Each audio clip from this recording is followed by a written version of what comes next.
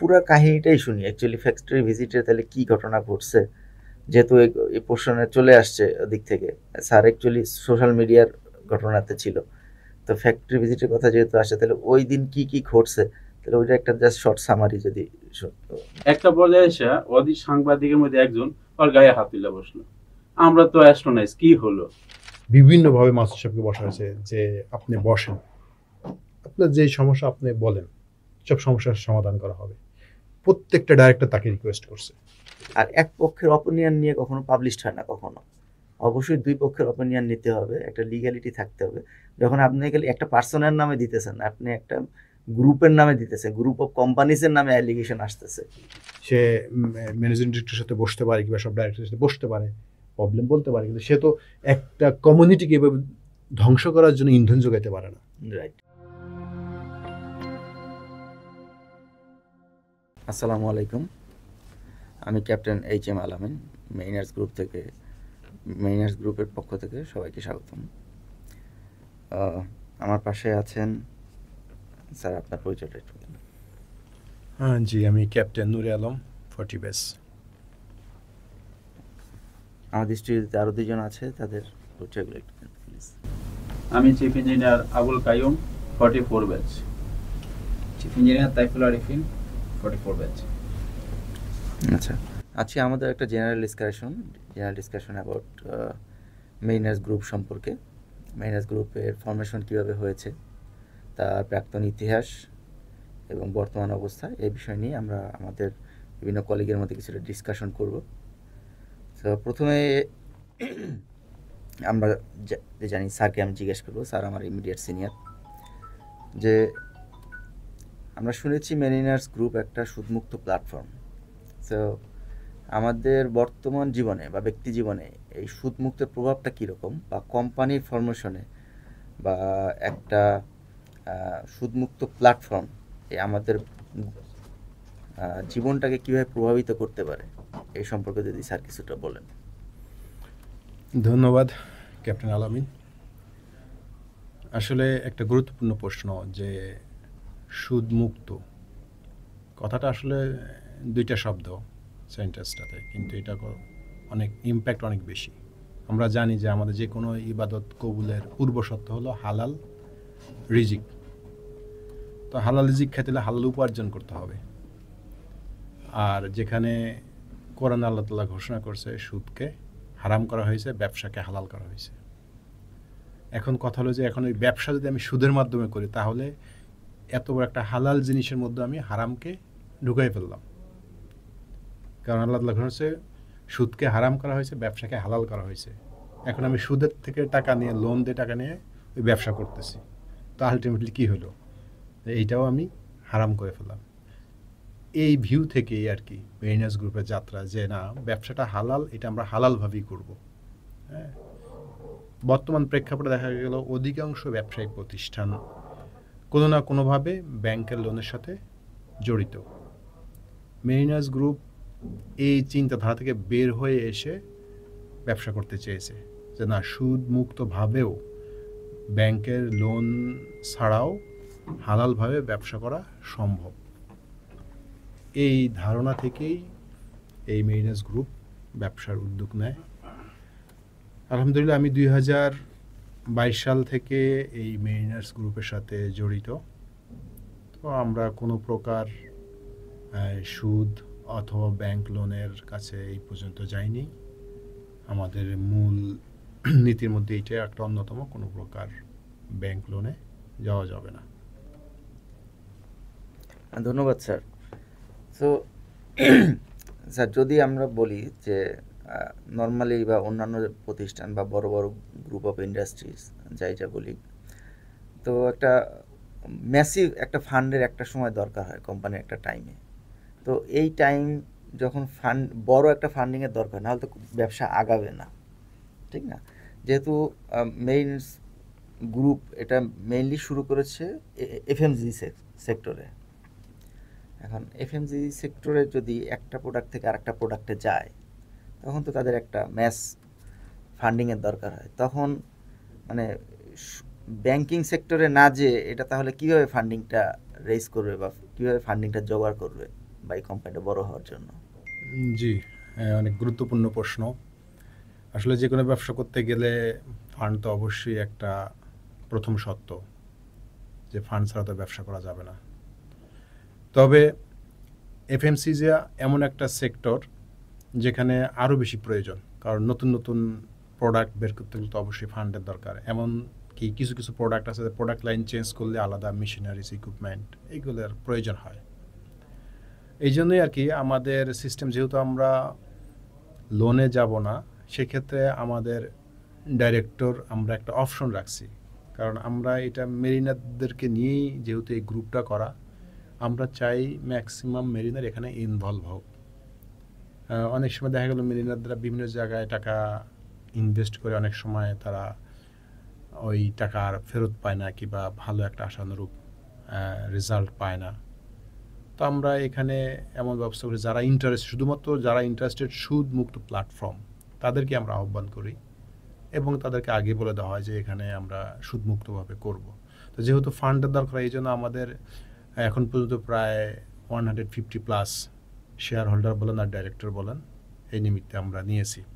কারণ যেহেতু ফান্ড দরকার, আমরা ব্যাংক লোন নিব না, তো আমরা মেরিনারদের কাছ থেকে এই ফান্ডটা কালেকশন করি অ্যাজ পার দেয়ার মানে উইলিংলি এগ্রিমেন্ট, মিউচুয়াল এগ্রিমেন্টের মাধ্যমে। হ্যাঁ, আমি এই জায়গাতে তোমাদের দুজনের একটু মানে যদি তোমরা কিছু ফিউ পয়েন্ট অ্যাড করো, যে যখন আমাদের একটা যে সেক্টরে চলতে হলে তো অবশ্যই ফান্ডের দরকার, বড় ফান্ডের, নাহলে তো কোম্পানি আগাবে না, এক জায়গায় থেকে যাবে।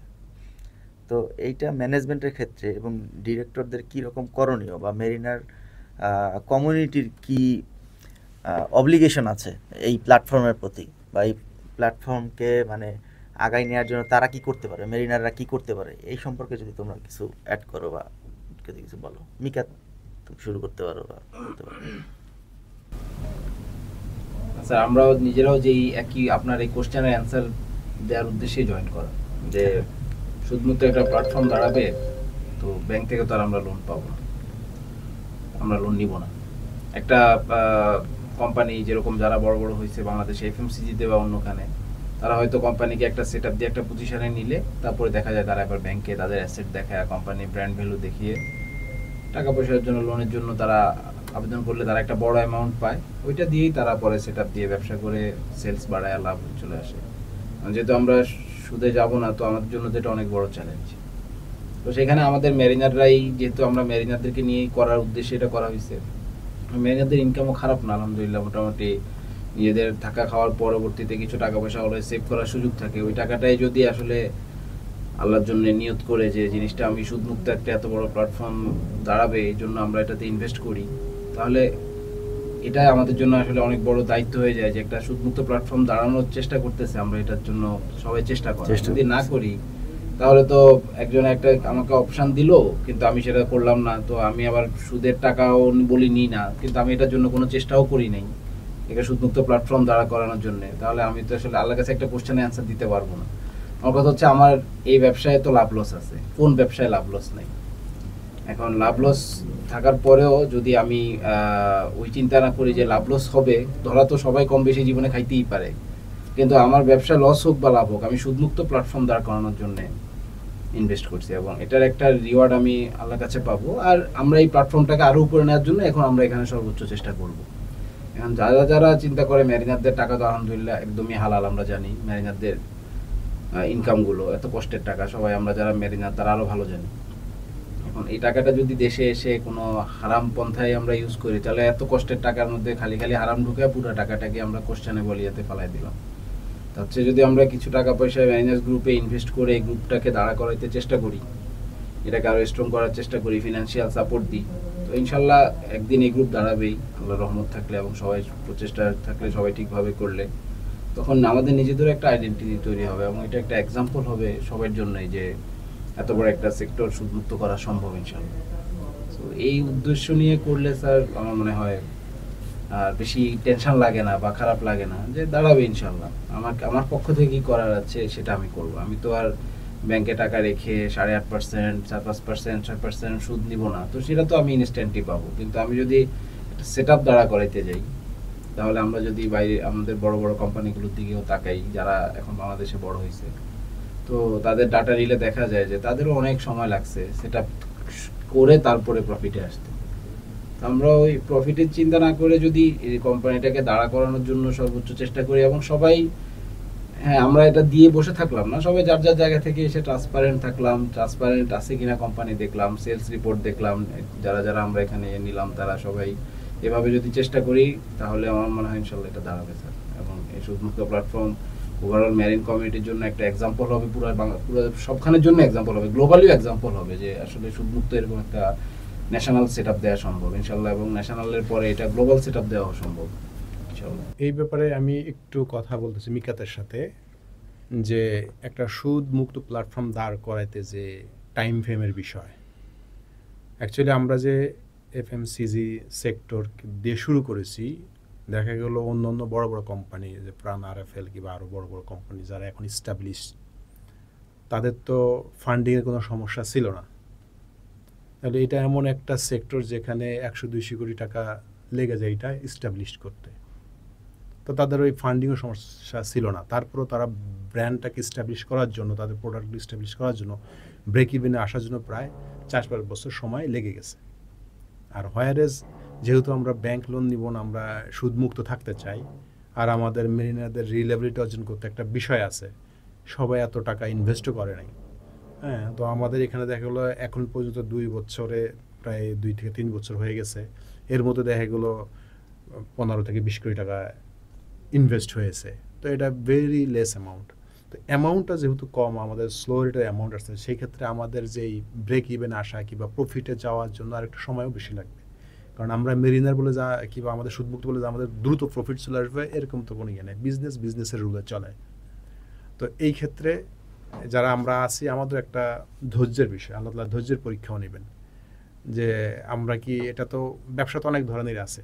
একটু আগে আলাপ করতেছিলাম, কেউ যদি এখন দ্রুত প্রফিট চায়, যে আমার খুব দ্রুত প্রফিট দরকার, তাহলে একজন ওই যে ডিম কিনে নিয়ে আসতে পারে। হ্যাঁ, ডিম কিনে 1 ঘন্টা পরেই প্রফিট পাওয়া যায়। এটা বয়েল করলে 10 টাকার ডিম 20 টাকা বিক্রি করা যায়। হ্যাঁ, সো এটাও একটা বিজনেস। হ্যাঁ, এটাতে প্রফিট খুব দ্রুত পাওয়া যায়।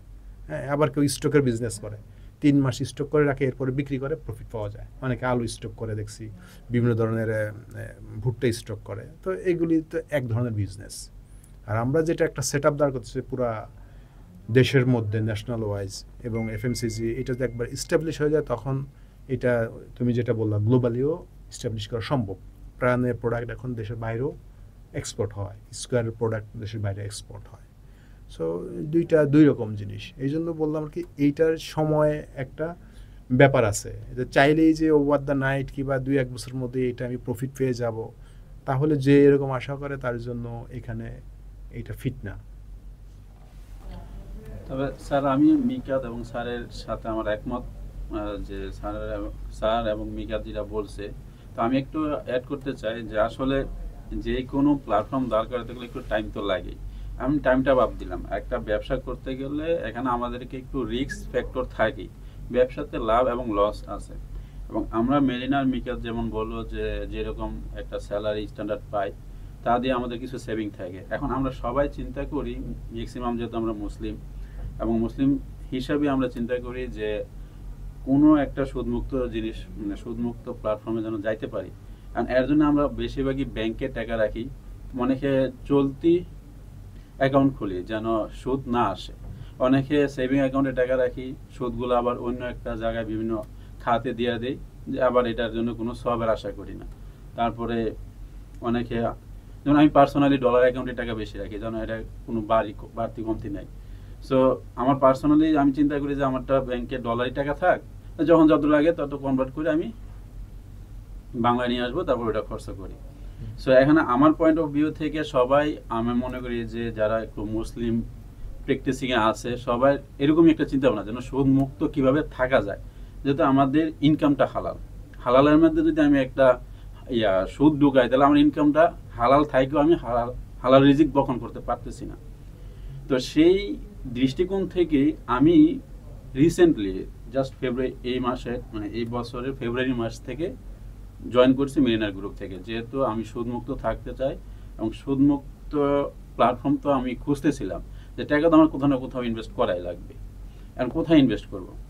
তো পরবর্তীতে আমার ব্যাচমেট প্লাস আদার্স খোঁজ খবর নিয়ে প্লাস সব কিছু দেখে শুনে চিন্তা ভাবনা করলাম যে এখানে মোটামুটি একটা সুদমুক্ত প্ল্যাটফর্ম আছে। যেহেতু সুদমুক্ত প্ল্যাটফর্ম আছে, এখানে ইনভেস্ট করা যায়।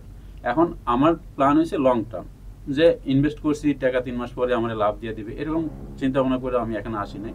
আমি আসছি যে একটা পর্যায়ে যাই হয়তো বা আমি এখান থেকে কিছুটা প্রফিট পাবো। আর যদি আমি কিছু প্রফিট নাও পাই, এখানে একটা সুবিধা হচ্ছে যে আমার এই টাকা ইনভেস্ট করার পরে অনেক কর্মসংস্থান হয়েছে, অনেকে তো রিজিক এখান থেকে পাচ্ছে। আর আমার এই টাকাটা দেওয়ার পরে আমি সুদমুক্ত থাকতে চাচ্ছি, আমি ইনকাম করতে পারি না বা আমার এখান থেকে প্রফিট আসে না, কিন্তু অনেক কর্মচারী এখানে তাদের রুজি রোজগার হচ্ছে। এটা তো আমার জন্য একটা ধর্মীয় দৃষ্টিকোণ থেকে একটা ভালো জিনিস, যে আমার এই টাকাটা শুধু শুধু ব্যাংকে পড়ে নাই, কিছু একটা হচ্ছে, এতে কিছু লোক উপকৃত হচ্ছে, এটা একটা ভালো জিনিস। তো সেই দৃষ্টিকোণ থেকে আমি মেরিনার গ্রুপের সাথে হয়েছি। এবং এখন পর্যন্ত আসলে আমি তো রিসেন্ট ঢুকছি, তো রিসেন্ট ঢোকার পরে আসলে আমি দেখতে পাচ্ছি যে ইন্টারনালি যখন আসলাম, এখানে অনেক ধরনের কথা হচ্ছে, বিভিন্ন ধরনের কথা হচ্ছে। তো বিভিন্ন ধরনের কথার মধ্যে নিজে অনেক সময় কনফিউজিং হয়ে যায় যে এখানে ঢোকাটা কি ঠিক হলো কি ঠিক হলো না। তবে আমি প্রায় সরাসরি অফিসে আসি, কথা বলি, এবং অফিসে যখন আসি কথা বলি, যখন যে কনফিউজিং জিনিসগুলো ছিল এগুলো মোটামুটি ক্লিয়ার হয়। অফিসে আসলে মনে হয় যে না, যে প্রোপাগান্ডা বা যা কিছু শুনতেছি এতে খুব একটা সামঞ্জস্যতা থাকে না, অনেক ডিফারেন্স। সো সেই হিসাবে আমি আত্মবিশ্বাসী যে না, আমি যে এখানে প্ল্যাটফর্মে আসছি মোটামুটি আলহামদুলিল্লাহ ঠিক আছে এবং ঠিক বোধই চলতেছে। হ্যাঁ, আমার মনে হচ্ছে যে কিছু একটা গোলমাল আছে, যে গোলমালটা হয়তো বা কেউ ইচ্ছা করে করতেছে, অথবা একটা সমঝোতার মাধ্যমে বা বসে আলোচনা করলে হয়তো বা এটা একটা সুন্দর সমাধান আশা করা যায়। আচ্ছা, আমি বললাম যে একজন ইসলামিক যে নিয়ম নীতি আছে, এই নিয়ম নীতিতে মেনে চলতে চাইলে, লং টার্ম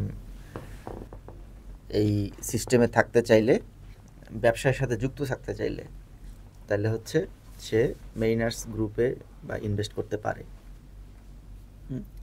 এখন সবাই তো এরকম চায় না, হয়তো বা কিছু মানুষের চিন্তাধারা ডিফারেন্ট আছে, বিভিন্ন মেরিনারও হয়তো বা এই চিন্তাধারার সাথে একমত না। হ্যাঁ, তারা অ্যাকচুয়ালি মেরিনার্স গ্রুপে কি কন্ট্রিবিউশন করবে না বা আসবে না, এইটার ভিউটা কি হইতে পারে? অ্যাকচুয়ালি এখানে যেহেতু বলা আছে যে সুদ মুক্ত প্ল্যাটফর্ম, এখানে কিন্তু সুদ মুক্ত বলাই হয়ে গেছে। তো যারা সুদ মুক্ত প্ল্যাটফর্মে আসতে চায় তাদের জন্য কিন্তু মূলত মেরিনার গ্রুপ সৃষ্টি করা হয়েছে, মেরিনার একটা প্ল্যাটফর্ম তৈরি করা হয়েছে, যেসব মেরিনারদের মধ্যে সুদ মুক্ত থাকার চিন্তা আছে। এখন যাদের ইনস্ট্যান্ট লাভ করার চিন্তা ভাবনা আছে, তারা ইনস্ট্যান্ট অনেক ধরনের ব্যবসা আছে, তারা যে শুধু মেরিনারই আসতে হবে, মেরিনার গ্রুপেই সবাই ইনভেস্ট করতে হবে এরকমটা না। তবে মেরিনার গ্রুপে আসলে ওরা যদি সুদ মুক্ত থাকতে চায়, অনেকের চিন্তা ভাবনা আছে যে এখন না পরে তো লাভ হবে, তারা তো অবশ্যই এখানে আসবে।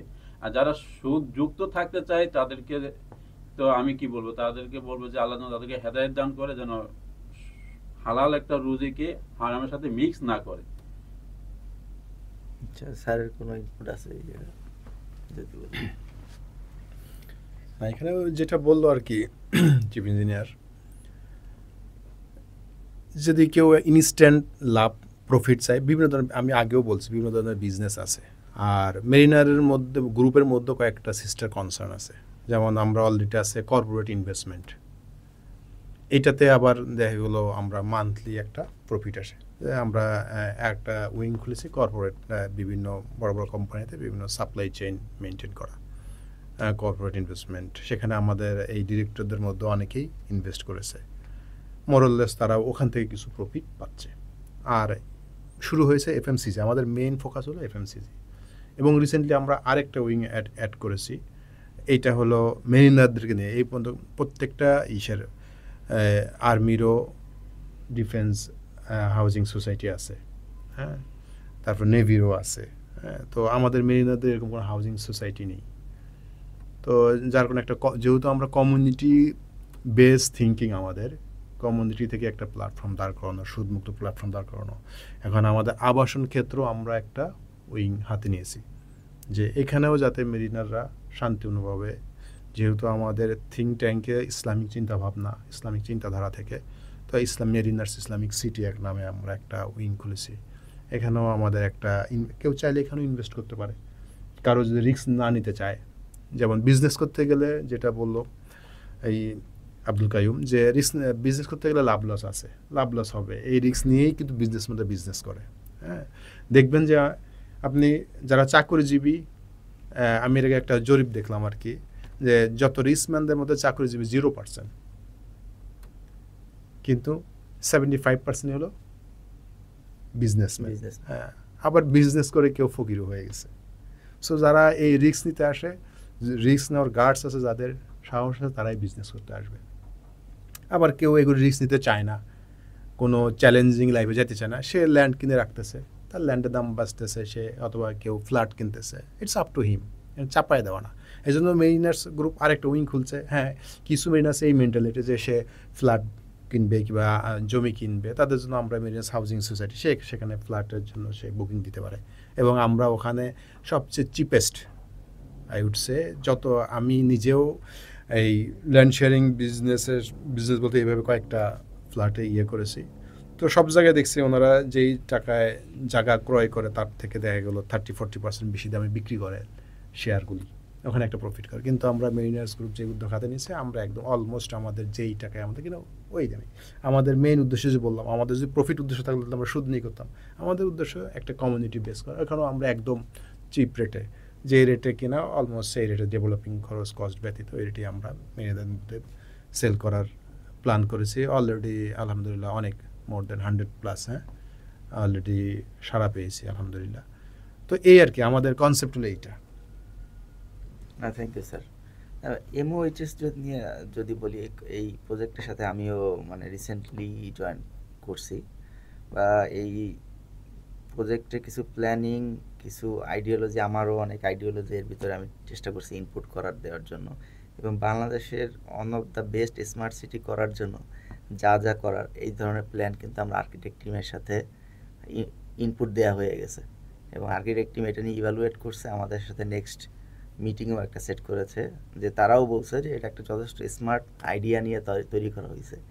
এই মানে যেইভাবে প্ল্যান করা হয়েছে, স্কুল বলেন, কলেজ বলেন, বা সিটিটা যে প্ল্যান করা হয়েছে, যে লেআউটের, হ্যাঁ, সিস্টেমে, হ্যাঁ, ও বিল্ডিংগুলোতে কী কী ফ্যাসিলিটিস থাকবে, হ্যাঁ, এগুলো কিন্তু অনেক বিশাল করে আমরা আরও ইনপুট দেওয়ার চেষ্টা করছি যত সম্ভব, মানে ম্যাক্সিমাম যাতে মেরিনাররা বা ওইখানে যারা থাকবে ম্যাক্সিমাম বেনিফিটেড হয় তারা, হ্যাঁ। এবং স্মার্ট আইডিওলজি নিয়ে, যেমন আমাদের, যেমন আমরাও কিছু কন্ডোনিয়াম প্রজেক্ট এখন এক্সিস্টিং আছে, ইন্টারনেট সিস্টেম কিন্তু অনেক স্লো ওইসব কন্ডোনিয়াম প্রজেক্টগুলোতে, কারণ হচ্ছে বিল্ডিং টু বিল্ডিংয়ের যে লাইনগুলো দেয়, এগুলো অপটিক্যাল ফাইবার না। আমরা কিন্তু ওই জায়গায় চেষ্টা করছি আমাদের ইয়েতে অপটিক্যাল ফাইবার ইউজ করার জন্য, যাতে ওই জায়গা 50 MPS 100 MPS পর্যন্ত ওই লাইন তারা কভার করতে পারবে একটা বিল্ডিংয়ের।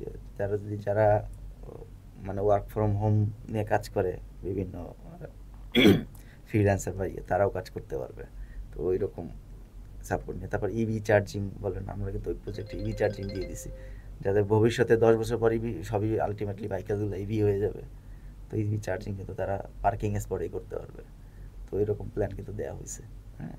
তো এগুলো জাস্ট কিছু আইডিয়া বা করা, শেয়ার করা।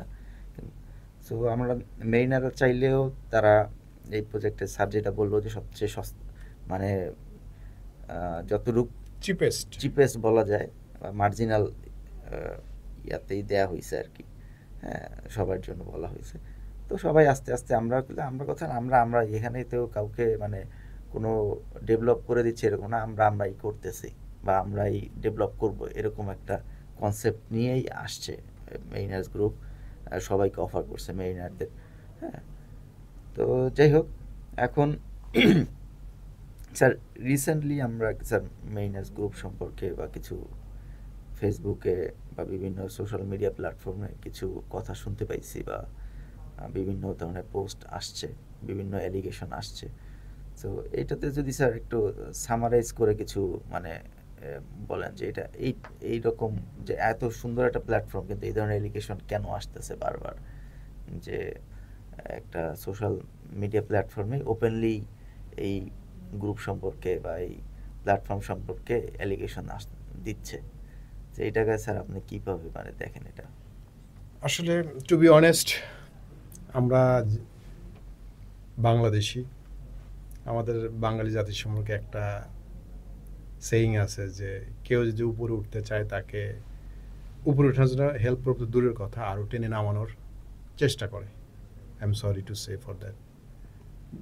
তো মেরিনারা তো আমরা বাংলাদেশি আর কি, বাংলাদেশের বাইরে না। যদিও আমরা গ্লোবালি জব করি, বাট আমরা ব্রন অ্যান্ড ব্রট আপ এই দেশেই। আমাদের মেন্টালিটিও এই দেশের মতোই, এদেশে 8-10 জন মানুষের মতোই। মেরিনার গ্রুপ আমি আগেই বলেছি যে যেহেতু আমরা অন্য গ্রুপগুলো দেখলে 2-4 জন ওনার থাকে, মেইন ওনার 1 জন কিংবা 2 জন 3 জন, এরপর তারা শেয়ার হোল্ডার নেয়। তো শেয়ার হোল্ডাররা তো যত কিছু ইয়ে করে আর কি, এদের তো কোনো সেইং থাকে না। দেখবেন আপনি বাজার থেকে কোনো কোম্পানির শেয়ার ক্রয় করেন, আপনার কোনো অ্যাক্সেস নাই তাকে কিছু বলার, কোম্পানির মধ্যে যাওয়ারই অ্যাক্সেস নাই। আপনি শুধু আপনার স্টক এক্সচেঞ্জে দেখবেন যে আপনার শেয়ারের ভ্যালু বাড়ছে না কমছে। কমলেও আপনি কিছু বলার নাই, বাড়লেও আপনি কিছু বলার নেই। বাট আমরা তো যেহেতু ওই সিস্টেমে যাচ্ছি না, আমরা সরাসরি ওনার করে দিচ্ছি। এক একজন শেয়ার হোল্ডার, এক একজন ওনারশিপ, ডাইরেক্টরশিপ, মানে আমরা ওনারশিপ দাম দিচ্ছি, যেহেতু আমাদের স্ট্র্যাটেজি একটু ভিন্ন। এখন অলরেডি 150-এর উপরে আমাদের ডাইরেক্টর। সো এখন এর মধ্যে 2-4 জন ভিন্ন মত প্রপোশন করতে পারে। 150 জন এক জায়গায় থাকলে দেখা গেলে এর মধ্যে 2-3 জন ভিন্ন মত পোষণ করতেই পারে। কেউ হয়তো আসছে খুব দ্রুত, সে এখান থেকে প্রফিট পাবে। এখন সে যখন আসে দেখছে না খুব দ্রুত প্রফিট পাচ্ছে না, তার হয়তো মাইন্ড সেট আপ চেঞ্জ হয়ে যেতে পারে।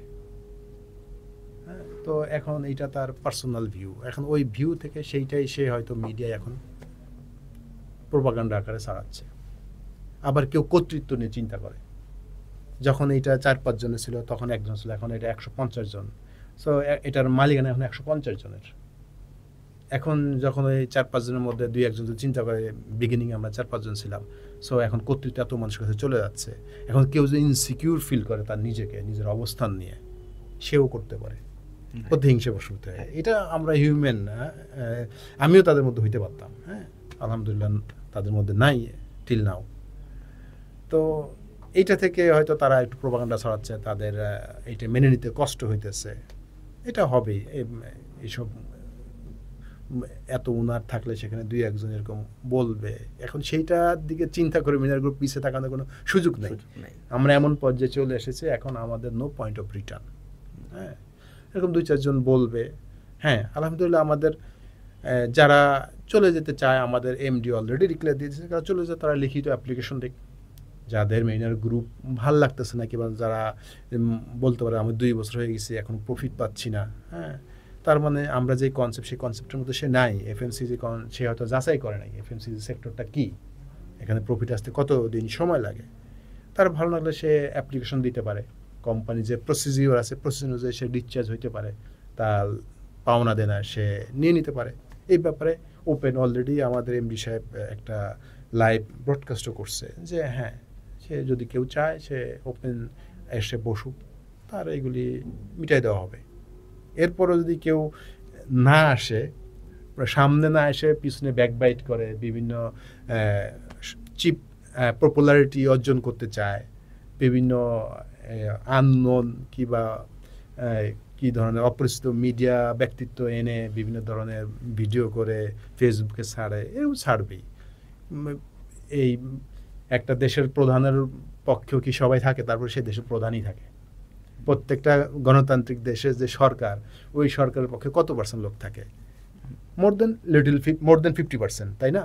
What about rest 40%? 40% তো তার পক্ষে থাকে না, তারপর কি সে সরকার থাকে না? থাকে, সরকার থাকে। তো 40% যেখানে চাচ্ছেন 1 লাখের গভর্নমেন্ট, তারপর সে গভর্নমেন্ট, দেশ তার কথাই চলে। হ্যাঁ, তো আমার এখানে 150 জন ডাইরেক্টর, 150-এর উপরে, এখন 2-3 জন ডাইরেক্টর কি বললো সেটা অনুযায়ী তার কোম্পানি বসে থাকবে না। রাইট। তোমাদের কোনো কিছু অ্যাড করা আমার আছে কি একটু নাই? অ্যাড করার আছে, জি, কারণ স্যার। যে প্রোপাগান্ডা এখন ফেসবুকে দেখলাম বা সাংবাদিক ছিলাম, আসলে আমি অন দ্য স্পটে ওই দিন ছিলাম। অন দ্য স্পটে ওই দিন থাকা অবস্থায় আমার সাথে যেটা হয়েছে হুম। আমি নিজে ওইটা মেনে নিতে পারি নাই। এখন যে সাংবাদিক, আমি আসলে তাদেরকে সাংবাদিক বলবো না, তাদেরকে হলুদ সাংবাদিক বলবো, কারণ তারা যখন ভিডিও করতেছিল তখন তারা এমনভাবে ভিডিও করতেছিল একতরফা, মানে তারা মনে হচ্ছে যে যে লোক একটু ঝামেলা করতে চাচ্ছে, যে ডিরেক্টর একটু ঝামেলা করতে চাচ্ছে তার হয়েই আসছে। তো এখানে তাদেরকে আমি সরাসরি দেখলাম এবং বুঝলাম, এবং আমি একটা পার্সোনাল ভিউ করি যে আমি এখানে ভিডিও করতেছিলাম, তো তারা সাংবাদিক আমার কাছ থেকে দাম করে মোবাইলটা কেড়ে নিল। কেড়ে নিয়ে সে কি করলো, আমার ভিডিওগুলো ডিলিট করে দিয়ে দিল, যেন অ্যাকচুয়ালি কি হচ্ছে বা অ্যাকচুয়ালি কি হয়েছে এই ফোকাসটা যেন এগুলোকে না আসতে না পারে, সে যেন যায়। তার ইচ্ছা মতো এডিট করে একটা ব্রডকাস্ট করতে পারে। এটা এটা এটা কোন দিনের ঘটনা বলতেছি আমরা? এটা এই রিসেন্টলি 9 তারিখ সম্ভবত 9 তারিখে যে ফ্যাক্টরি ভিজিট ছিল ওই দিনের ঘটনা। জি, আমি যেহেতু নতুন, আমি এখনো ফ্যাক্টরি ভিজিটে যাই নাই। আমি প্রথমে বলছি যে আমি জাস্ট এই বছর ফেব্রুয়ারি মাসে আমি এখানে ইনভলভ হয়েছি, আর আমি শিপ থেকে নামছি রিসেন্টলি।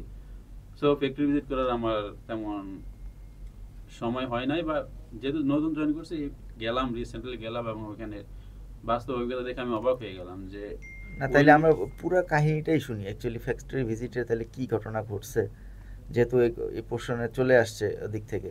স্যার অ্যাকচুয়ালি সোশ্যাল মিডিয়ার ঘটনাতে ছিল, তো ফ্যাক্টরি ভিজিটের কথা যেহেতু আসে, তাহলে ওই দিন কি কি ঘটছে, তাহলে ওইটা একটা জাস্ট শর্ট সামারি যদি মানে বলে দিলে একটু সুবিধা হয় আর কি। আচ্ছা, তাহলে আমি বলতেছি অ্যাকচুয়ালি আমরা ওখানে গেছি ফ্যাক্টরি ভিজিট করার জন্য। মানে তাই আমরা কতজন গেছিল ওই দিন? আমরা ওই দিন 20 আনুমানিক 20 20 জন জনের মতো director। গেছি। মানে ডাইরেক্টর সবাই Director, ওরা- সবাই হ্যাঁ, ডিরেক্টর। সবাই ডিরেক্টর গেছি। তো আমরা যে নরমালি লাঞ্চ করলাম ওইখানে, তো লাঞ্চ করার পরে আমরা সুন্দর করে একটু রেস্ট নিচ্ছি যে আমরা ফ্যাক্টরি ভিজিট করতে ঢুকবো। তো যেহেতু ফ্যাক্টরি ভিজিট করতে ঢুকবো, তো ফ্যাক্টরি রিঅ্যারেঞ্জ করার জন্য একটু সময় নিচ্ছে, তার জন্য আমরা বসে আড্ডা দিচ্ছিলাম। এমন সময় দেখি যে এসিটিভির একটা মাইক্রো আসলো। এসিটিভির মাইক্রো আসার পরে তো এসিটিভি সাংবাদিক আসতেই পারে, তো ঠিক আছে, ওরা আসলো, ওরা ওদের মধ্যে কাজ করবে, আমরা আমাদের মধ্যে বসেছিলাম। তখন আমাদেরকে জানানো হলো যে ফ্যাক্টরি ভিজিট করার জন্য রেডি। তো আমরা তখন সবাই ডিরেক্টর একসাথে উঠলাম, উঠতে আমরা ফ্যাক্টরি ভিজিট করার জন্য যখন গেটে আসলাম, যে ফ্যাক্টরির গেটে, তখনই দেখা গেল যে সাংবাদিক, তারপরে যে মাসুদ নামে যিনি একজন ডিরেক্টর আছে, উনি এসে উপস্থিত, এবং ওনার সাথে বিশাল বাহিনী। আমি আসলে বাহিনী বলতে গ্রামের বাহিনী বলতে কি আর কি? এই ছোট ছোট পোলাপান চ্যাংরা এবং এলাকার যত মানুষ আছে আর কি। এলাকার লোক এখন আমি নিজে এলাকার অবাক- লোকজন মানে এরা কেমন? মানে এলাকার লোকজন বিভিন্ন ধরনের হয়, যেমন এক একটা আছে শিক্ষিত কমিউনিটি, মানে তারা আমার ওয়েল কাছে ড্রেস আপ বাস্তবে বা এই টাইপের কিছু লোক না, আছে। বাস্তবে আবার এরকম ওয়েল ড্রেস আপ মনে হয় নাই। দুই একজন মনে হচ্ছে যে এলাকার লিডার টাইপের কিছু আছে, যারা মোটামুটি ভদ্র আছে, আর বাকিগুলা একটু আমার টোকাই মতোই লাগছে আর কি। আর কিছু আচ্ছা। ভদ্র এবং নেতা টাইপের কিছু লোক ছিল ওখানে। আচ্ছা, তো এরা মোটামুটি বুঝদার ছিল, এবং এরা আমাদের সাথে মোটামুটি কথা বলছে, ভালোই বুঝদার কথা হয়েছে। তো সাংবাদিকরা ওইখানে মানে আসছে, একটা গ্যাদারিং সৃষ্টি হয়ে গেছে। তো আমরা আসলে পুরা হয়ে গেলাম, অবাক হয়ে গেলাম, কারণ আমরা আসলে আমি অ্যাকচুয়ালি গেছি ভিজিট করার জন্য, এখন এমন একটা সিচুয়েশন সৃষ্টি হয়ে গেছে। এখন ওরা মাসুদের নিল, ইন্টারভিউ নিল, সেখানে আমাদের রানিং যে এমডি স্যার আছে, উনিও ওনারও একটা নিল, ভাইবা নিল। তো মাসুদ এবং উনি দুজনেই ভাইবা দিচ্ছে পাশাপাশি, একটু ডিস্টেন্স রাখা। মাসুদের কাউন্টার কোশ্চেনগুলোর আনসার করছিল। সো আমি এখানে সোশ্যাল মিডিয়াতে দেখলাম যে আসলে একতরফাভাবে নিউজটা দেওয়া হয়েছে, কিন্তু কাউন্টার যে আনসারগুলো দিয়েছিল আমাদের এমডি স্যার, তো ওই কাউন্টারে কোশ্চেনগুলোর কোনো প্রকাশ পায় না। মিউট করে রাখছে, দেখো সাউন্ড মিউট করে রাখছে। হ্যাঁ, তো এখন জিনিসটা আমি বাস্তবে দেখে অবাক হয়ে গেলাম যে বাস্তবে ঘটলো কি, আর এখানে আমি দেখতেছি। এখন আরেকটা জিনিস উল্লেখ না করলেই নয়, যে ওইখানে আমাদেরই মেরিনের একজন এক্স ক্যাডেট, যেখানে সদ্য পাস করছে একাডেমি থেকে, তার একটু আছে, সাংবাদিকতার যুগ আছে আর কি। তো সেও সাংবাদিকতা করতে চাইছে, সেও একটা মাইক্রোফোন নিয়ে গেছে। এখন তার মাইক্রোফোন ধরে না, সে বলতেছে আমিও একদম সাংবাদিক, আমার ইচ্ছা আছে, আমি তাহলে ব্রডকাস্টটা একসাথে করি। তা তারটা নিতে চায় না। তো ওখানে জোরাজুরি করে যায়, শেষ পর্যন্ত তার মাইক্রোফোনটা নিল। কিন্তু একটা পর্যায়ে এসে ওদের সাংবাদিকের মধ্যে একজন ওর গায়ে হাত তুলে বসলো। আমরা তো অ্যাস্ট্রোনাইজ, কি হলো? পরে যেহেতু জনগণ এখানে অ্যাকসেপ্ট আছে, তো সাংবাদিক যখন হাত তুললো তখন তখন জনগণ, আমার মনে হচ্ছে যে আগে থেকে প্রিপেয়ার ছিল আর কি, যে কিছু একটা ঘটাবে, যে ঘটাবে। আমরা যেটা বললাম, তো কিছু একটা ঘটাবে। তো একটা হইচই হইলো, হাঙ্গামা হয়ে গেল। তারপরে তো আমরা সব পরবর্তীতে পুলিশ আসলো, পুলিশ এসে জিনিসটা কন্ট্রোলে আনলো। তো জিনিসটা কন্ট্রোলে আনার পরে যে সাংবাদিক এবং আমাদের যে মেরিনের এক্সকেরার আছে, তো তাদের মধ্যে পুলিশ, আমি দেখলাম আমার সামনেই মিউচুয়ালি আন্ডারস্ট্যান্ডিংয়ে হ্যান্ডশেক করাই দিল, যেন তাদের মধ্যে ভুল বোঝাবুঝিটা না থাকে। তারপরে কিছুক্ষণ পরে সব মিটমাট হলো, এলাকার মানুষকে যাওয়ার জন্য পুলিশ বলে দিল। এলাকার যারা নেতা আছে, গণ্যমান্য ব্যক্তি আছে, তারা বললো ঠিক আছে, মোটামুটি মিটমাট হয়েছে, এরা যে কারণে আসছে এরা ওদের মধ্যে কাজ করতে থাক, আর আমরা চলে যাই। তো এলাকার যত পোলাপাইন আছে সবাইকে সরে যাওয়ার জন্য ওইসব গণ্যমান্য ব্যক্তিরা বলল।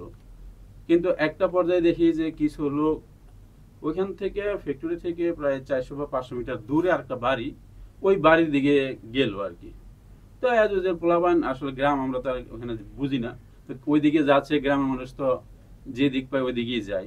তো আমরা ভাবছি ওই দিকে গেছে, কিন্তু কিছুক্ষণ পর ওখান থেকে অনেক শব্দ আসতেছিল হইচয়ে। তো ওইখানে দেখলাম যে পুলিশও গেল, হইচয়ের সাথে যে ওখানে কি হচ্ছে। তা আমিও গেলাম, তা যাই দেখলাম যে অ্যাকচুয়ালি ওইটা একটা বাড়ির ভিতরে একটা দরজা মোটামুটি ধাক্কাইয়া, মানে ভাঙা না, মানে টিনের দরজা, তো ধাক্কা দিলে খুলে যায়। তো খুললে দেখলাম যে একটা লোক, পরবর্তী শুনতে পেলাম উনি মেরিনা গ্রুপের ওই ইন্ডাস্ট্রির ম্যানেজার, ওনাকে একটু মারধর করা হলো, ওনার চোখে প্লাস গাড়ে বিভিন্ন জায়গায় ঘুষি দিছে আর কি। তারপরে পুলিশ যাওয়ার সাথে সাথে ওরা আবার চলে গেছে আর কি। তো এখানে আমি আবার হলুদ সাংবাদিক, আমার কথা ভুল না হলে সরি, যে সাংবাদিকতা বললাম হলে, বাট এখানে হলুদ সাংবাদিক দেখলাম যে সে ওই জিনিসটাকে বলতেছে যে মেরিনার গ্রুপের এমডি, সে আগে থেকে ওদের উপরে পাকড়াও করার চিন্তা ভাবনা করছে, কিন্তু পুরাটাই তো জিনিসটা আমি উল্টা দেখতেছি। মানে জিনিসটা উল্টা, সে ওই জিনিসটাকে আমাদের মানে মেরিনার গ্রুপের উপর চাপাই দিচ্ছে, যে মেরিনার গ্রুপের এমডির উপরে চাপাই দিচ্ছে। তো এর জন্য আমি সাংবাদিক ভাইদেরকে রিকোয়েস্ট করব আমার তরফ থেকে, যে আপনারা যা কিছু ব্রডকাস্ট করবেন নিজেকে সৎ থেকে, এবং যেটা প্রকৃতি বা রিয়েলিটি, যেটা সত্য, ওইটা প্রকাশ করেন। আমি একজন সাধারণ মানুষ, আর একজন সাধারণ মানুষ হিসাবে আমি আপনাদেরকে রিকোয়েস্ট করতেছি যে আপনারা সত্য লুকাবেন না, সাধারণ মানুষজনকে কনফিউজ করবেন না, সত্যটা, প্রকৃতিক সত্যটা সবার সামনে তুলে ধরবেন, যেন মানুষ উপকৃত হতে পারে। আপনাদের কাছ থেকে মানুষ তাই আশা করে। না, এই ঘটনার সময় তো পুলিশও ওইখানে ছিল, রাইট? পুলিশও তো বেশি দূরে ছিল না, মেন মনে হয় না, কাছেই ছিল। জি, পুলিশ, এই তো বললাম না, আমরা পুলিশ প্লাস আমরা এতে 400 বা 500 মিটারের দূরে ছিলাম, কারণ আমরা তো ফ্যাক্টরিতে ছিলাম, আর বাড়িটা একটু 400-500 মিটার দূরে। এখন যখন বাড়িটা কিন্তু আমাদের ফ্যাক্টরির লোকেরই মনে হয়। হ্যাঁ, আমাদের ফ্যাক্টরির লোকেরা ওখানে থাকে আর কি, যারা অফিসার বা যারা ওখানে কাজ করে, এরা কিছু লোক ওখানে থাকে। তো যেহেতু আর আমরা মানে পুলিশও তো এখানে বোঝার উপায় নেই, যারা গেছে তারা অ্যাকচুয়ালি জানে, চলে যাও, যারা বাইরে থেকে গেছে তারা অ্যাকচুয়ালি জানে যে ওই জায়গায় কারা আছে, কারা থাকে, তারা মানে ইন্টেনশনালি ওখানে যে আক্রমণটা করছে আমার ধারণা। কারণ এই পুলিশও তো জানে না, এলাকার মানুষ বলছে চলে যেতে, এরা চলে গেছে, যেভাবে যাচ্ছে চলে যাইতেছে। যেহেতু পুলিশ যারা আছে ওরা কন্ট্রোল করার পরে বলছে ঠিক আছে তোমরা চলে যাও, আর গ্যাদারিং করো না। তো একজন এক দিকে ছুটছে, তো সবাই মিল্লা, কিছু লোক মিল্লা ওই বাড়িতে গেল। তো বাড়ি কার, তখন আমরা অ্যাকচুয়ালি জানতাম না যে এই বাড়িটা আমাদেরই, মানে মেরিনার গ্রুপেরই কিছু লোক ওইখানে থাকে। আমি তো নতুন গেছি, আর নতুন এলাকা, নতুন পরিবেশ।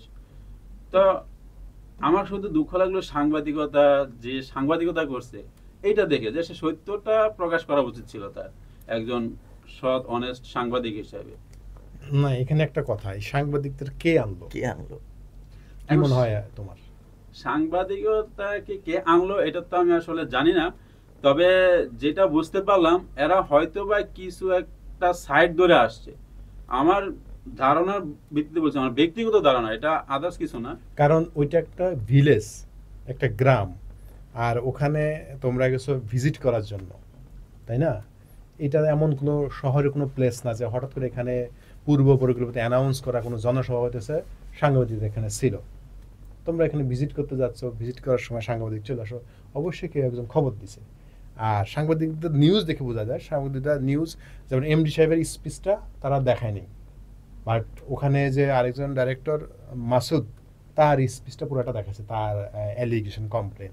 এতে কি বোঝা যায় না যে সাংবাদিককে এই মাসুদ সাহেবই ডেকে আনছে? হ্যাঁ, এটা তো কমন ধারণাই সবারই হয়। আমারও ব্যক্তিগত ধারণা এরকমই যে মাথুর সাহেব মানে আগে থেকেই এই জিনিসটাকে গুছাই রাখছে, কারণ আমরা ওখানে যাব এটা মিনিমাম 1 সপ্তাহ আগে থেকেই প্ল্যান করা ছিল, কারণ আমরা প্রত্যেকেই ভোট দিছি যে আমরা ওখানে যাব, কে কে যাবে একটা অ্যারেঞ্জ করার ব্যাপার আছে, কারণ এতগুলো লোক যাবে। আমি এই জন্য বলছি কথার মাঝে যে আমরা বেশ অনেকজন ডাইরেক্টর, ইনক্লুডিং মি, আমি কিন্তু প্রথম দিকেই মিলিয়নার্স গ্রুপ যখন এফএমসিজিতে ঢুকে, এফএমসিজি সেক্টরে ঢোকার প্রথম দিকেই ইনভলভ হই মিলিয়নার্স গ্রুপে। অ্যাজ পার ওদের সিরিয়াল অনুযায়ী আমি 09, তার মানে আমার আগে 8 জন। তো এখন এটা যে সিস্টেম যে একটা সার্টেন শেয়ার ক্রয় করার পরে সে আরজিএসসি থেকে রেজিস্ট্রেশন পাবে, তো সেই অনুযায়ী আমাদের নির্দিষ্ট সংখ্যক বেশ কিছু ডাইরেক্টর অলরেডি কিউতে আছে, তারা রেজিস্ট্রেশন নেবে। তারা রেজিস্ট্রেশনের প্রয়োজনীয় ডকুমেন্টেশন, তারা যে মানি পেমেন্ট করছে, মানি রিসিট, হ্যাঁ, সব টাকা তো এই মেরিনাস গ্রুপের ব্যাংক চ্যানেল দিয়েই তারা ডিপোজিট করছে। সব কিছু কমপ্লিট, যা যা লাগে রেজিস্ট্রেশনের জন্য। এবং এই রেজিস্ট্রেশন কমপ্লিট হওয়ার পথে বাধা দিছে 2 জন ব্যক্তি। এক্সিস্টিং যত ডাইরেক্টর আছে, এখানে নিয়ম আছে প্রত্যেকটা ডাইরেক্টরের সিগনেচার লাগবে, হ্যাঁ, প্রত্যেকটা ডাইরেক্টরের পারমিশন লাগবে। যদি কেউ বাধা দেয় তখন এটা হেল্ড আপ হয়ে যাবে। তো 2 জন ব্যক্তি, তার মধ্যে একজন হলো এই মাসুদ সাহেব আর একজন ফজলুর রহমান, এই 2 জন ব্যক্তি আরজিএসসিতে কমপ্লেন দিছে যাতে নতুন করে আর ডাইরেক্টররা ইন না হইতে পারে। এর থেকে স্পষ্ট বোঝা যায় এরা বাধা। এবং মজার বিষয় হলো, দেখলাম আমি ওই তার যেই বক্তব্যতে, মাসুদ সাহেব বক্তব্যতে বলতেছে যে এমডি মানি আত্মসাৎ করছে, হায়ারেজ উল্টা আমাদের টাকা মেরিনাস গ্রুপে ঢুকলো, এমডি আমাদের অ্যাজ পার অ্যাগ্রিমেন্ট অনুযায়ী ডাইরেক্টরশিপে রেজিস্ট্রেশন দিতে চাইলো, এই 2 জন ব্যক্তির জন্যই রেজিস্ট্রেশন দিতে পারতেছে, এই 2 জন ব্যক্তি বাধা। তাহলে কি আমি বলতে পারি না এই 2 জনই প্রতারণা করছে আমাদের কাছ থেকে? কারণ শেষ করতে দাও, তারা প্রথমে 5 জন ছিল, এই 5 জনে যদি তারা 30 লাখ করেও দেয় কিংবা 35-40 লাখ করে দেয়, not more then 2 crore, less than 2 crore. কোম্পানির অ্যাসেট কিংবা কোম্পানির যদি হিসাব করতেছে, সেই বলতেছে যে 18-20 কোটি টাকা, মাসুদ সাহেব বলতেছে 18-20 কোটি টাকা আত্মসাৎ করছে। তাহলে এই টাকাগুলি কোথার থেকে আসলো? এটাকে সে জানে না, এই টাকাগুলি এই আমরা দিয়েছি এবং ওই ব্যাংক চ্যানেলের মাধ্যমে দিয়েছি, কোম্পানির ব্যাংক চ্যানেলে গেছে, ওখান থেকে আয় হয়েছে, সে এতদিন জানে। এখন সেই আমাদের ডাইরেক্টরশিপ পাওয়ার ক্ষেত্রে বাধা হয়ে দাঁড়াইছে। তার মানে তো বোঝা যায় সেই প্রতারণাটা করতেছে আমাদের সাথে, হ্যাঁ, কারণ আমিও সেই ভুক্তভোগীর একজন, হ্যাঁ, যারা মানি পেমেন্ট করছে কিন্তু ডাইরেক্টরশিপ নেওয়ার ক্ষেত্রে বাধা হয়ে দাঁড়াইছে মাসুদ সাহেব এবং ফজলু সাহেব। ঠিক আছে স্যার, এই ক্ষেত্রে স্যার আপনার কি মনে হয় যে এই মাসুদ সাহেব আর ফজলু সাহেব তাদের কি বেনিফিট থাকতে পারে, যে অন্যান্য ডিরেক্টরশিপ আটকাই দিয়ে তাদের কি এই জায়গা ইন্টেনশন থাকতে পারে এখানে? এখন তাকে কেন দিবে তারা? তাদের মনের উদ্দেশ্য তো আমি ডেফিনেটলি ওইভাবে বলতে পারবো না, বাট বাহ্যিকভাবে যেটা মনে হচ্ছে, এখন তারা আমাদের কাছ থেকে টাকা পেয়ে গেছে, এখন তারা ডাইরেক্টর সংখ্যা বাড়াইতে চাইতেছে না। আশ্বাস দিয়ে তারা নিয়েছে, কিন্তু এখন তারা ডাইরেক্টর সংখ্যা বাড়াইতে চাইতেছে না। তাদের কর্তৃত্ব কমে যাবে, তাদের প্রফিটের মার্জিন কমে যাবে, অনেক কিছু হইতে পারে। হ্যাঁ, তারা কেন বাধা দিতেছে? এই যেখানে এমডি অ্যাগ্রি, ওই অ্যাগ্রিমেন্টই আমরা পেমেন্ট করেছি, হ্যাঁ, এখন এই 2 জন ব্যক্তি বাধা দিতেছে, যদিও তাদের বাধায় কোনো যায় আসে না। আলটিমেটলি এটা সলিউশন, তাদের আমাদের সামনে আসতে হবে, কেন তারা বাধা দিচ্ছে তাদের ক্লারিফাই করতে হবে, হ্যাঁ। বাট আমি বলতেছি তারা এটা করতেছে, তাদের এটা লিগ্যালি এটা টিকবে না, হ্যাঁ, বাট বাধা তো দিতেছে, সেটা আমি বললাম। তো ইনিশিয়ালি তো তারা বাধাটা দিচ্ছে আর কি, হ্যাঁ। তা আমি বলবো, এখন আমি যেটা গেস করতেছি, এটা আমার ধারণা, তাদের কর্তৃত্ব হারাবে। কর্তৃত্ব বলতে তারা চিন্তা করতেছে একলো লোক চলে আসবে, তারা নিজেদেরকে হীনমন্যতায় ভুগতেছে তারা, এটাই আর কি। আর বলে রাখা ভালো, এর মধ্যে মাসুদ রানা যিনি, ওনার জাহাজের র্যাঙ্ক অ্যাজ এ এবি। হ্যাঁ, তো তার স্ট্যাটাস অনুযায়ী হয়তো সে ইনফেরিয়র কমপ্লেক্সিটিতে ভুগতেছে, যে এখানে সবাই এখন ক্যাপ্টেন, চিফ ইঞ্জিনিয়ার, অধিকাংশ ডাইরেক্টর ক্যাপ্টেন চিফ ইঞ্জিনিয়ার পদের।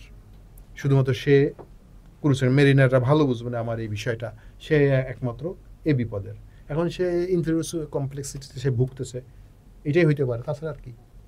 হ্যাঁ, কারণ যখন শুরু করছিল তখন তো যারা ছিল তারা ক্যাপ্টেনও একজন ক্যাপ্টেন ছিল আব্দুল্লাহ আউয়াল স্যার, হ্যাঁ, আর তেমন ইয়ে ছিল না, একজন চিফ ইঞ্জিনিয়ার ছিল। এখন সবই ক্যাপ্টেন চিফ ইঞ্জিনিয়ার চলে আসে। আপনারা এখানে যে আমরা 4 জন আছি, হ্যাঁ, এর মধ্যে 2 জন চিফ ইঞ্জিনিয়ার, 2 জন ক্যাপ্টেন, এরকম আরও অনেকে আছে। এখন সে এইটা হইতে পারে ইনফিরিয়র কমপ্লেক্সে ভুগতেছে, সেখানে মেবি থাকতে চাচ্ছে না, অথবা আমাদেরকে ইন হইতে দিতে চাচ্ছে না।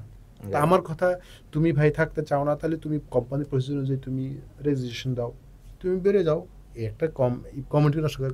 অথচ আমি এই প্রথম বললাম, এই জন্য বললাম দর্শকদের বোঝার সুবিধার্থে বললাম যে সে কোন র্যাঙ্কের, না হলে মানুষ আইডিয়া হবে। সাইকোলজি একটা অনেক ইম্পর্টেন্ট বিষয় আর কি। হ্যাঁ, দেখবেন যে আর্মি, নেভি এবং এয়ারফোর্সে ডিফেন্সের অফিসার নিতে হলে ওরা সাইকোলজি টেস্ট করে। আইএসএসবিতে একটা পার্টি আছে সাইকোলজি টেস্ট, বিভিন্ন পিকচার দেয়, পিকচার দিয়ে বলে যে একটা গল্প লেখার জন্য, তার ওই লেখার মধ্যে সে বুঝে যায় এ কোন সাইকোলজি। হ্যাঁ, আইকিউ টেস্ট হয়, এমনি তো না, তাই না? তো এনিওয়ে, আমি অন্য দিকে চলে যাচ্ছি। তো আমি কাউকে ইনহিউমিলিট করার জন্য এই কথা বলি নাই, আই এম সরি। তো আমি বলতেছি যে তার কেন এরকম হচ্ছে, সে এরকম ভাবতে পারে, এই ভাবনা থেকে হইতে পারে। যদি সেই ভাবনা থেকে হয় তাহলে সে বসতে পারে এমডি সাহেবের সাথে, সেটা ক্লিয়ার করতে পারে। যদিও আমরা তাকে কোনো সিটিংয়ে তাকে আমরা অপমানজনক কোনো কিছু বলি না, কিংবা সে ইনসাল্ট ফেলে এই ধরনের কোনো কার্যক্রম হয়, সে বলতে পারবে না যে আমাকে ইয়ে করা হয়েছে। হ্যাঁ, তো সে কেন এইটা করবে? তাহলে সে বসতে পারে, মানুষের অমিল হইতেই পারে, সে ম্যানেজিং ডিরেক্টরের সাথে বসতে পারে, কিংবা সব ডাইরেক্টরের সাথে বসতে পারে, প্রবলেম বলতে পারে, কিন্তু সে তো একটা কমিউনিটিকে এভাবে ধ্বংস করার জন্য ইন্ধন যোগাইতে পারে না। হ্যাঁ, আপনি দেখবেন কাউকে বিশ্বাস অর্জন করা ভেরি ডিফিকাল্ট। বিশ্বাস ভঙ্গ হতে কিন্তু সময় লাগে না। বিশ্বাস অর্জন করা ভেরি ডিফিকাল্ট। হ্যাঁ, একটা গ্রুপ, একটা ব্যক্তি ট্রাস্ট ভর্তি হয়েছে, ট্রাস্ট অর্জন করছে, এখন এটা ভেঙে দেওয়া কিন্তু সময়ের ভাব। এখন সে যে কাজ করতেছে এটা তো অন্য মেরিনার একটা ভুল বুঝবে।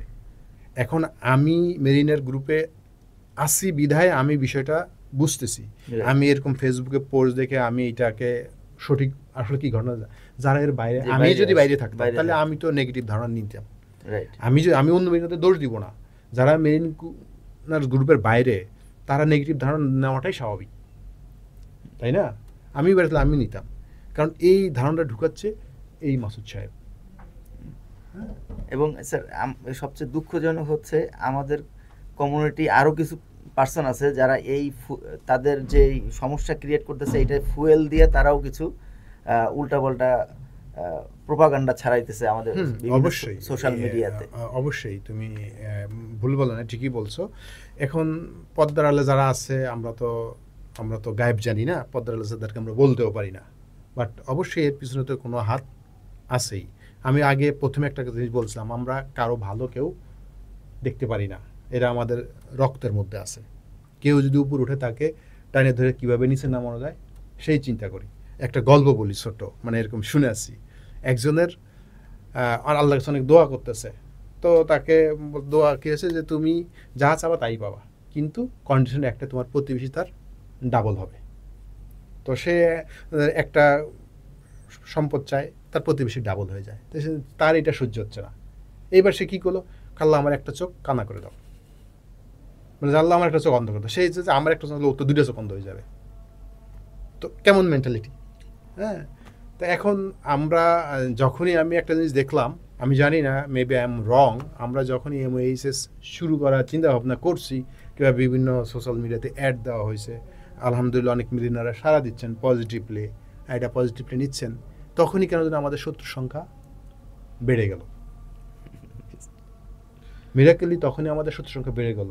আই ডু নট নো, এখন কোনো মেরিন কমিউনিটি, কোনো গ্রুপ এটাকে পজিটিভলি হয়তো নিতে পারে নাই, কারণ এখন এই ফেসবুকের প্রোগ্রামটা এমন একটা জিনিস, এটা অনেক স্ট্রং, মানুষ তখন যাচাই বাছাই কম করে। যদিও হাদিসে আসছে তুমি যা শুনো তাই বলো, এইটাই তোমার মিথ্যাবাদী হওয়ার জন্য যথেষ্ট। তুমি যা শুনতেছো তাই বলতেছো, যাচাই বাছাই না করে, এটাই তোমার মিথ্যাবাদী সাব্যস্ত হওয়ার জন্য যথেষ্ট। কিন্তু এখন আমরা তো তাই হয়েছি, আমরা এই মিডিয়াতে কেউ একটা জিনিস পোস্ট দিল ওইটাই আমরা সত্য মনে করে নিই।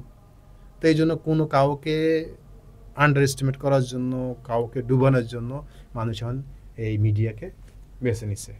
ব্যবহার এই যে করে। আমরাও এখন এগুলি বলতাম না, আমি কখনো এরকম সামনে স্পিচ দিতাম না, এখন বাধ্য হয়েছি। সত্যটাকে যদি না বলা হয় তাহলে মিথ্যার জয় হয়ে যাবে। জয় হয়ে যাবে। হ্যাঁ, এই যে এখন এখানে এসে বলতেছে এই জন্যই যে আসলে ফ্যাক্টটা কি, যাতে লোকজন এটাও জানুক। হ্যাঁ, সাধারণ মেরিনা তাহলে কনফিউজ হয়ে যাবে যে কোন দিকে যাব। হ্যাঁ, তো এই জন্য বলা আর কি। হ্যাঁ, তো মিকা, তোমরা কিছু অ্যাড করতে চাও কিনা এই বিষয়ে, যে ফেসবুক প্রোপাগান্ডা বা সোশ্যাল মিডিয়ার প্রোপাগান্ডা একটা গ্রুপে কতটুকু ক্ষতি করতে পারে? স্যার মানে তো স্যার মাশাআল্লাহ, স্যার খুব নাইসলি অল অ্যাসপেক্ট ক্লিয়ার করছেন। আসলে মানে আমাদের কথা আমি স্যারের কথার সাথে মিলায় বলতে পারি যে আমরা যখন শিপে থাকি বা আমরা যখন মানে ম্যানেজার হিসেবেও আমরা একটু যাচাই বাছাই করার শক্তি কম থাকে আমাদের। আমরা নর্মালি লিঙ্কে আসার চেষ্টা করি, এটা আমরা সবাই জানি। আচ্ছা, বন্ধু ওখানে ঢুকছে, তাহলে আমি বন্ধুর সাথে যাই, বন্ধুকে আমি বিশ্বাস করি। বা ওনারা ঢুকছে ওখানে বলছে, এখন এই যে একজনের থেকে একজনের কথা শুনে আমরা যাচাই বাছাইটা একটু কম করি, করার শক্তিও হয় না। আমি আগেও বলছিলাম যে আমরা ওই জাহাজ থেকে এসে এত হেডেক নিতে চেষ্টা করি। এটা মোটামুটি বিশ্বস্ত কিছু পাইলে আচ্ছা ও ঢুকছে, স্যার ঢুকছে, স্যারকে আমি চিনি, স্যার ভালো, তা আমিও ঢুকে যাই। সেম ভাবে নেগেটিভটা ওইভাবেই ছড়ায়। উনি বলছে তাহলে ও বলছে হয়েছে, আমি নেগেটিভ মনে করি। অথচ এই যে ওনারা যে একটা বড় ক্ষতি করে ফেললো মানুষকে, আমরা তো আসলে মনে করছি বা স্যাররা কেন সামনে আগে আসেন নাই, স্যাররা যারা প্রথম দিকের ডিরেক্টর, একদমই প্রথম দিকের ডিরেক্টর, স্যাররা ও সমস্যা যখন করতেছে তখন তো স্যাররা নিজেরা আগ বাড়াই বলতে পারতেন। ও যেরকম ধরেন স্যার ওরা আগ বাড়ায় সমস্যা করতেছে, স্যাররা তো আগ বাড়াই বলতে পারতেন, স্যাররা বলেন না। কারণ এই যে কমিউনিটির ভিতরে যে একটা ঝামেলা, একটা সমস্যা, এগুলো নিয়ে যদি আমরা ঘাটাঘাটি বেশি করি তো দুর্গন্ধই ছড়ায়।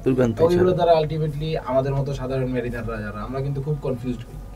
তো ওই জন্য কিন্তু ওটা ভালো কমিউনিটির ভালো চেয়ে ওরা বলেন নাই। কিন্তু এখন দেখা যাচ্ছে যে বাধ্য হয়ে এসে বলতে হচ্ছেন স্যার, যে কারণে বলছেন যে মিথ্যাটা আগে ছড়ানো হয়ে যাচ্ছে। এখন সত্য না বললে তো আসলে মানুষ জানতে পারবে না। কারণ আমি অনেক কিছু জানতেছি এবং এগুলো এমন না যে স্যার বলতেছেন বলার জন্য, এগুলোর বিরুদ্ধে এগুলো এগেইনস্টে প্রুফ সহ জানতেছি। এখন কেউ যদি প্রুফ জানতে চায় সে অফিসে আসলেই হবে। রাইট, ফোনে আসলে ডিরেক্টলি সোশ্যাল মিডিয়ায় আমরা এটুকু অন্তত বুঝি যে সোশ্যাল মিডিয়া বা এই টিভি নিউজ বা এগুলো দেখে কোনো কিছু এখন বিশ্বাস করার যুগ নাই। এখন আপনাকে কোনো কিছু যাচাই করতে হলে আপনি একদম ওই জায়গায় যায় চেক করতে হবে। এবং এখানে আমি মনে করি এমডি স্যার অলওয়েজ ক্লিয়ার করে দিয়েছেন যে কে কি জানতে চান আমি অফিসে অ্যাভেলেবল, বা আমাকে জানান আপনারা কে জানতে চান, আসেন। না, আমাদের সোশ্যাল মিডিয়ার কাছে বা সব মানুষের কাছে, মেরিন কমিউনিটির কাছে আমারও রিকোয়েস্ট যে আপনার যে কোনো কিছু পাবলিশ করবেন অবশ্যই তা আপনি আপনার লিগ্যাল সব কিছু জেনে তারপরে করেন ভালোভাবে। হ্যাঁ, আর এক পক্ষের অপিনিয়ন নিয়ে কখনো পাবলিশড হয় না, কখনো। অবশ্যই দুই পক্ষের অপিনিয়ন নিতে হবে, একটা লিগ্যালিটি থাকতে হবে। যখন আপনি একটা পার্সনের নামে দিতেছেন, আপনি একটা গ্রুপের নামে দিতেছেন, গ্রুপ অফ কোম্পানিজের নামে অ্যালিগেশন আসতেছে। হ্যাঁ, সো এমন একটা পার্সন, যে পার্সনে আপনি কিছু পার্সন তো থাকি মোস্ট ভ্যালুয়েবল। যখন একটা দেওয়া হবে, যখন আমি শিপে থাকি, যদি আমাকে একটা অ্যালিগেশন দেওয়া হয়, তার মানে হতেছে কি ওইখানে মাস্টার অ্যালিগেশন মানে হয়তো শিপের উপরে পুরো কোম্পানির উপরে অ্যালিগেশন চলে আসছে যখন আমি সার্ভিসে আসছি। ঠিক আছে, আমি এখন সরে আসি, ডাজন্ট ম্যাটার এনিথিং। এখন একজন এমডি একটা কোম্পানির, তাকে ওই কোম্পানির বিষয়ে অ্যালিগেশন দেওয়া হইতেছে, তার মানে ওই গ্রুপ অফ কোম্পানির উপরে চলে আসছে অ্যালিগেশন। হ্যাঁ, তার সাথে সাথে যারা আছে সবাই ইন ইফেক্ট। তো এইটা তো আপনি যখন আমার ইচ্ছা হইলাম তখন আমি বলে দিতে পারি না যে এখন আমার ইচ্ছা হয়েছে এরকম একটা লিখে দিলাম, একজনের কাছে শুনছি, আমাকে বলছে, হ্যাঁ আমি এখন এটা চালাই দিই মার্কেটে, হ্যাঁ হোয়াটসঅ্যাপে, সোশ্যাল মিডিয়াতে। তো এখন এই গ্রুপটার কি অবস্থা হবে, হ্যাঁ কতগুলো মানুষ এর সাথে জড়িত আছে, এদের সাথে কত টাকার ইনভলভমেন্ট আছে, হ্যাঁ এটা কিভাবে চলতেছে তা কেউ তো জানে না। ওইটা জানতে হবে আগে, লিগ্যালিটি কি আছে অ্যালিগেশনের, ওগুলো আগে দেখতে হবে। আর যদি এতই সমস্যা থাকে তাহলে কোর্টে যান। সোশ্যাল মিডিয়াতে কোনো কিছু সমস্যার সমাধান হয় না। হ্যাঁ, সোশ্যাল মিডিয়া কী হয়, আমি বললাম একজনের গালি দিলাম, ও আমার একজনের গালি দিছে, তো সমস্যার সমাধান হয়েছে? এখানে 1 2 হয়ে গেছে, মিলে গেছে, সমস্যার সমাধান হইলো? কোনো সমস্যার সমাধান হইলো না। এক জায়গায় বসতে হবে, অথবা যদি বসে সলভ না হয় লিগ্যালে যাইতে হবে, যেটা যে সিস্টেম, তো সিস্টেমে যেতে হবে। তাছাড়া এভাবে কোনো সলিউশন হইতে পারে না। ঠিক আছে, যাই হোক, আমরা অনেক কথা বললাম। আমার মনে হয় আমাদের এই ডিসকাশন থেকে আশা করি মেরিন কমিউনিটি বা আমাদের আশেপাশে এই বিষয়ে আরেকটা বিষয় অ্যাড করি, হ্যাঁ, তুমি স্যার। যেটা বলতেছিলে আর কি, যে এই বিষয়ে মাসুদ সাহেবকে আমার জানা মতো, আমাদের তো গ্রুপ আছে সব ডাইরেক্টরদের, বেশ কয়েকবার, মানে কতবার আমি কাউন্ট করে রাখি নেই, বিভিন্নভাবে মাসুদ সাহেবকে বসা হয়েছে যে আপনি বসেন, আপনার যেই সমস্যা আপনি বলেন, সব সমস্যার সমাধান করা হবে। প্রত্যেকটা ডাইরেক্টর তাকে রিকোয়েস্ট করছে, ইভেন দো সে নিজ উদ্যোগে সে আরেকটা গ্রুপও খুলছে, সেখানেও প্রত্যেকটা ডাইরেক্টর তাকে রিকোয়েস্ট করছে, বলছে। হ্যাঁ, একটা ডাইরেক্টর পাইলাম না যে তাকে রিকোয়েস্ট করে নাই, প্রত্যেকটা ডাইরেক্টর বলছে আপনি বসেন, সমাধান করেন, আপনি অফিসে আসেন কিংবা আপনার বাসায় বসেন, আপনি উনি তখন উত্তরায় আছে, ওখানে বসেন, ওখানে আসতেছি। সে আসেনি, বসেনি সমাধান করার জন্য। এখন সে মিডিয়ার কাছে যাওয়ার সময় পাচ্ছে, এগুলি বলতেছে। সো এটা তার অসৎ উদ্দেশ্য আমি বলবো, এবং তার এই গ্রুপের প্রতি, এই কোম্পানির প্রতি বিন্দু মাত্র মায়া নাই, তার এই কোম্পানি গ্রুপে বিন্দু মাত্র মায়া নাই, সেই কোম্পানিকে ওন করে না। হ্যাঁ, এই যে আমার এক টিচার বলতো যে একটা ঝুড়িতে অনেক আম থাকে, এর মধ্যে 2-1টা আম পচা হবেই, সবগুলো আম ভালো হয় না। তো এরকম সব জায়গায় একটা গ্রুপে অনেক লোক থাকতে পারে, 2-1জন এরকম, ওই 2-1জনই পুরা পরিবেশটাকে নষ্ট করে ফেলে। হ্যাঁ, যাক আলহামদুলিল্লাহ আমাদের নিয়ত খাঁটি, আমরা যেই সৎ উদ্দেশ্যে এই গ্রুপ জড়িত হয়েছি, তো আল্লাহ তাআলা আমাদেরকে ইনশাল্লাহ আমাদের সফলতা দিবে এই আশা করি। হ্যাঁ, আর এই ধরনের প্রোপাগান্ডা যারা দর্শকদের জন্য বলবো, যারা এইগুলি শুনতেছেন ফেসবুক বা অন্য মিডিয়াতে, ইউটিউবে, তারা মেহেরবানি করে এগুলো যাচাই করবেন। যাচাই না করে মন্তব্য করলে কিন্তু আপনারাও এর জন্য দায়ী থাকবেন আল্লাহ তাআলার কাছে। যে কেউ একটা জিনিস বললো আর সেটাতে নেগেটিভ মন্তব্য করা, এটা ঠিক না। হ্যাঁ, অ্যাটলিস্ট যাচাই করবেন। আমাদের অফিসের ঠিকানা তো আপনারা সবাই জানেন। হ্যাঁ, অফিসের দরকার অফিসে এসে যাচাই করবেন। যারা আমাদের সিনিয়র এক্সক্রেড আছেন, হ্যাঁ, তেনাদের কাছে আমি অনুরোধ করব, তেনারাও এই ধরনের কোনো পোস্ট অ্যাপ্রুভ করার আগে, যারা অ্যাডমিন প্যানেলে থাকেন বিভিন্ন গ্রুপের, হ্যাঁ, এখন তো প্রত্যেকটা গ্রুপে কিছু অ্যাডমিন থাকেন, তেনারাও এই ধরনের যেগুলি অ্যালিগেশন টাইপের পোস্ট, হ্যাঁ, এইগুলি অ্যাপ্রুভ করার আগে তারা যেন উভয় পক্ষের কথা শুনেন। হ্যাঁ, উভয় পক্ষের কথা শুনে, হ্যাঁ, একটা লোকমান হেকিমের একটা কল আছে, ওনার ছেলেকে বলতেছে, বেটা, কেউ যদি তোমার কাছে এসে অভিযোগ করে যে অমুক আমার একটা চোখ উপড়াই ফেলছে, এবং বস্তুত তুমি দেখো তার একটা চোখ উপড়ানো, কথাটা মনে, যে কেউ যদি তোমার কাছে এসে অ্যালিগেশন আনে যে অমুক ব্যক্তি আমার একটা চোখ উপড়াই ফেলছে এবং তুমি দেখতেছো তার একটা চোখ উপড়ানো, তবুও তুমি কোনো মন্তব্য করো না আনটিল ওই দ্বিতীয় ব্যক্তির কাছে শোনা পর্যন্ত। হতে পারে এই লোক ওই লোকের 2টা চোখ উপড়াইছিল, এই জন্য তার একটা চোখ উপড়ানো হয়েছে, অথবা এই লোকই আগে গ্যাঞ্জামটা শুরু করছে। চিন্তা করছেন? মানে আমি দেখতেছি প্রুফ, অ্যালিগেশন যেটা আনছে একটা চোখ উপড়ানো, আসলে তার একটা চোখ উপড়ানো, তারপরে বলছে মন্তব্য করতে নিষেধ করছে আনটিল দ্বিতীয় ব্যক্তির কাছে শোনার জন্য বলা হয়েছে। এমন হইতে পারে এই লোক ওই লোকের 2টা চোখ উপড়াইছে, বিনিময়ে সে প্রতিশোধ নিতে যায় একটা উপড়াই ফেলছে, অথবা এই লোকই আগে গ্যাঞ্জাম শুরু করছে। তো এই জন্য আমি সবার প্রতি, দর্শকদের প্রতি, সিনিয়র জুনিয়র যারা আছে তাদের অনুরোধ করবো, এই ধরনের কোনো অ্যালিগেশনমূলক পোস্ট হলে আমরা উভয় পক্ষের কাছ থেকে শুনি আসলে বিষয়টা কি। যেখানে আমাদের 150-র উপরে ডাইরেক্টর আছে, মেম্বার আছে এই গ্রুপের সাথে, তো সেখানে 2-3 জনের অ্যালিগেশন দেখাইলেও বাকি যে 140 জন 45 জন আছে তাদের কাছ থেকে শোনা দরকার, অথবা তাদের যে তারা যাকে ডাইরেক্টর এমডি মানে তার কাছে এসে সব কিছু দেখা দরকার। হ্যাঁ, এই আর কি। ধন্যবাদ। Mariners Group, a business revolution for the mariners community.